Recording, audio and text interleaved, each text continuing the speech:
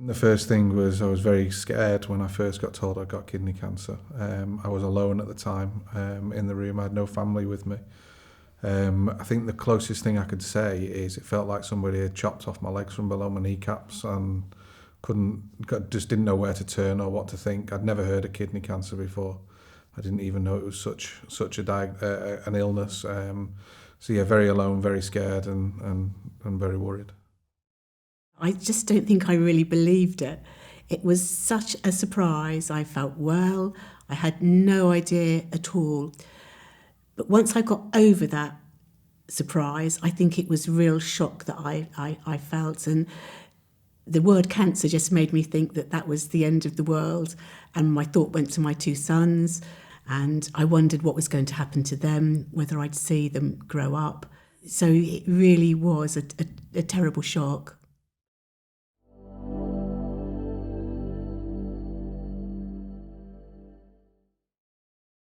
When I was diagnosed, the support I needed, I had a very good specialist nurse at the hospital who gave me information upon diagnosis. She told me the ins and outs of what I'd been just diagnosed with, and she came back and spoke to my family when they came in. After that, the specialist nurse pointed me in the direction of Macmillan for counselling, and counselling I received from Macmillan was a real lifesaver for me.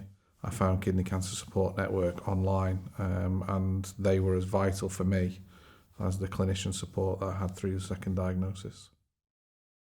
When I was diagnosed, I did look for different sources of information, and online support groups were one of the things that came up and I looked at.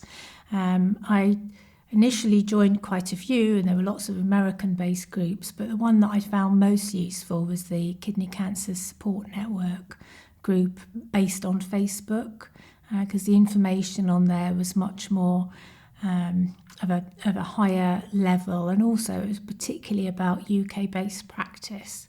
So that to me has been the place where I've gone ever since to look for information.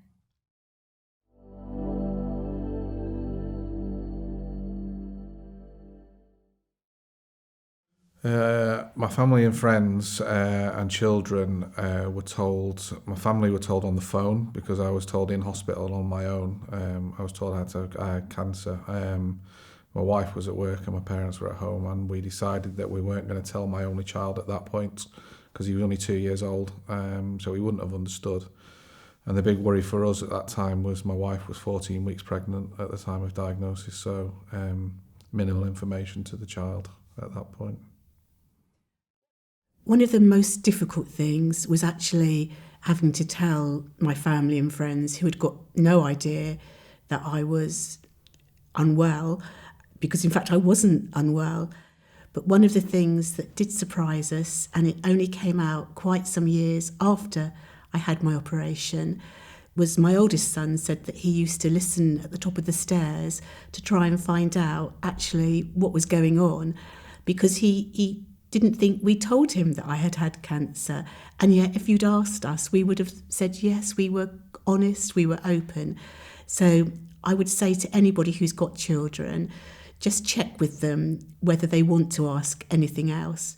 Family, I actually spoke to all of those myself. I wanted to do that rather than my husband, and that was again a very difficult thing to do, because there is this belief that if somebody has cancer, that is the end, and that isn't always the case.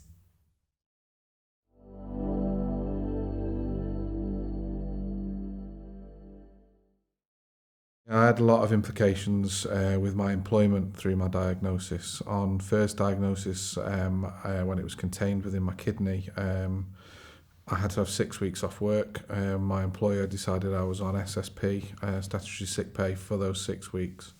Upon a really stressful appeal just before my operation, he agreed to pay me 3 weeks' wages. So I didn't need any further support from there. But on second diagnosis, I was off for 9 months. And I was only paid statutory sick pay. I found the benefits system incredibly difficult to navigate and get myself through. Universal credit is an absolute nightmare to try and be awarded. And I consider myself reasonably educated as a general senior manager. And for me, that was difficult. the advice I can give to anybody, whoever has to apply for PIP, is get help filling in the form. Get somebody from CAB to fill the form in with you. That way you can guarantee, or you can have a better understanding of what you're filling in and more chance of receiving the payments.